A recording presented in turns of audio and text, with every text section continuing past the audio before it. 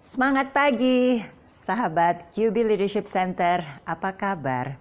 Semoga semuanya tetap semangat, sehat, dan optimis. Pada hari ini, topik yang akan saya bawakan adalah kesan pertama menentukan. Ini adalah 5 kiatnya.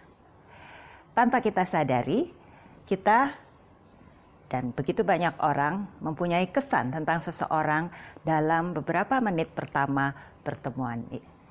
Misalnya ketika kita hadir di suatu event jejaring seperti yang topik yang saya bahas pada minggu lalu, atau melakukan interview untuk mendapatkan pekerjaan, atau melakukan paparan kepada para investor untuk mencari partner di dalam merealisasikan ide-ide bisnis, atau kegiatan-kegiatan apapun, ya. Seringkali orang sudah mempunyai kesan terhadap kita pada menit-menit pertama ketika mereka bertemu. Saya pribadi sudah 20 tahun lebih melakukan berbagai kegiatan interview untuk merekrut orang. Demikian juga dalam tugas saya sebagai panitia seleksi, saya harus mereview beberapa kandidat-kandidat yang sudah masuk ke dalam shortlist.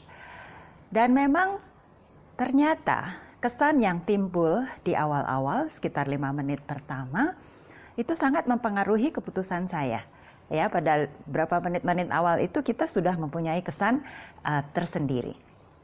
Dan saya tidak sendiri, berdasarkan hasil penelitian, orang sudah memutuskan terhadap seseorang, kesan terhadap seseorang itu dalam 4 menit pertama. Ya, jadi penting sekali kita bisa memberikan kesan yang positif di awal-awal pertemuan. Berikut ini adalah 5 kiatnya.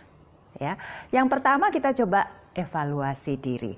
Sekarang ini kalau orang melihat kita, kalau orang melihat Anda, kesannya itu percaya diri atau pemalu? Ramah atau angkuh? Cerdas atau aneh? Profesional atau santai? Kredibel atau meragukan? Hangat atau acuh? Ya, kita coba evaluasi diri. Lebih banyak positifnya atau lebih banyak negatifnya.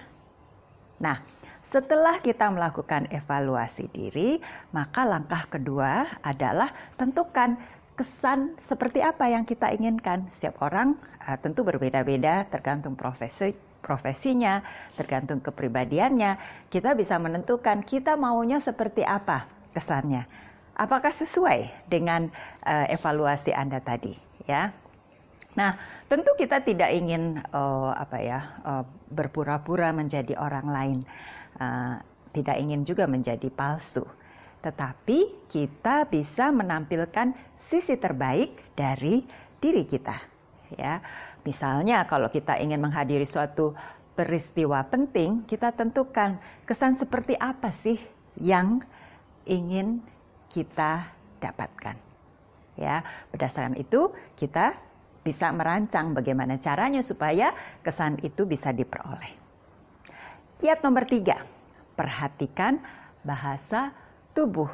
Ya, dalam sebuah studi tentang komunikasi, psikolog Albert Mehrabian menyimpulkan bahwa kesan visual itu berkontribusi 55%.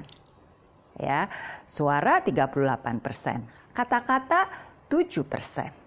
Jadi kesan visual itu rupanya kontribusinya banyak sekali, khususnya di dalam kesan pertama. Nah, visual itu apa sih? Visual itu ekspresi muka, pakaian, bahasa tubuh, ya. Nah, dalam bahasa tubuh itu salah satunya adalah jabat tangan. Perhatikan ketika kita berjabat tangan, ya. Apakah jabat tangannya erat? Posisi tubuh kita tegak, mata kita lurus menatap kepada yang bersangkutan, ya. Jadi tubuh tegak, kontak mata itu memberikan kesan percaya diri, ya.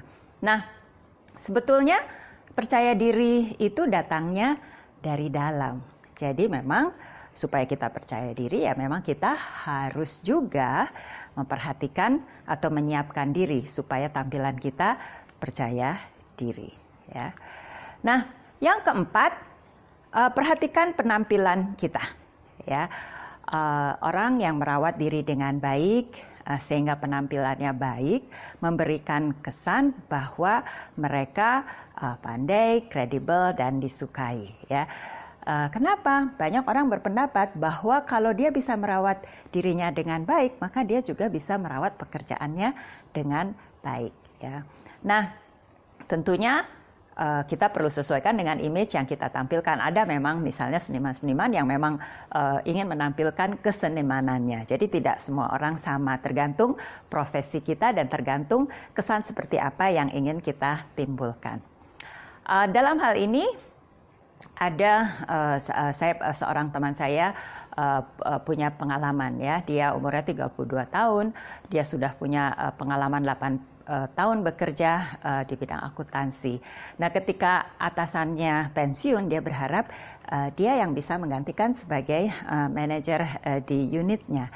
Ternyata orang lain yang dipilih. Lalu ketika dia menanyakan hal ini, manajer personalia menyampaikan bahwa kesan dia itu seperti anak-anak.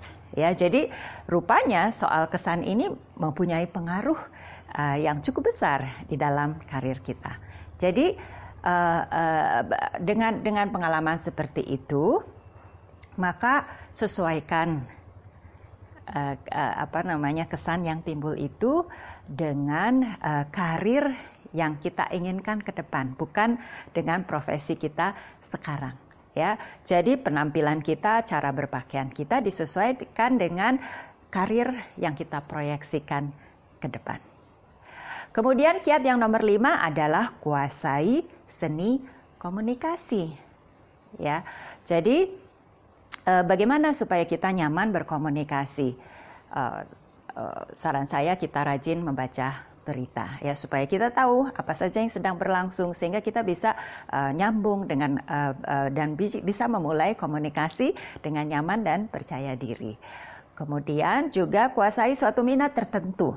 Ya, apapun minat itu, minat olahraga, minat kepada ekonomi, fotografi, apapun minat kita, lalu perdalam itu sehingga bisa menjadi suatu bahan pembicaraan yang menarik. Ya, kemudian hal lain, berikan perhatian kepada orang yang kita ajak bicara, dengarkan, ajukan pertanyaan. Ya, orang yang diberi perhatian biasanya mereka akan merasa dihargai. Nah, kemudian kita perhatikan suara kita seperti apa. Apakah suara kita itu santai, penuh energi dan percaya diri? Nah, untuk tahu, coba kita bicara dan kita rekam. Seperti apa suara kita? Apakah sesuai dengan persepsi yang kita inginkan? Kalau belum, kita perbaiki. Ya, jadi sudah saatnya kita memenangkan momen 4 menit pertama. Proyeksikan sukses. Biasanya proyeksi sukses itu akan mendatangkan sukses. Tampil sebaik mungkin, bergerak dengan penuh keyakinan, dan bekali diri kita supaya kita bisa berkomunikasi dengan berisi dan meyakinkan. Itu dia kiat-kiat kali ini. Semoga berguna, semoga Anda semua bisa memenangkan momen 4 menit pertama. Sukses selalu.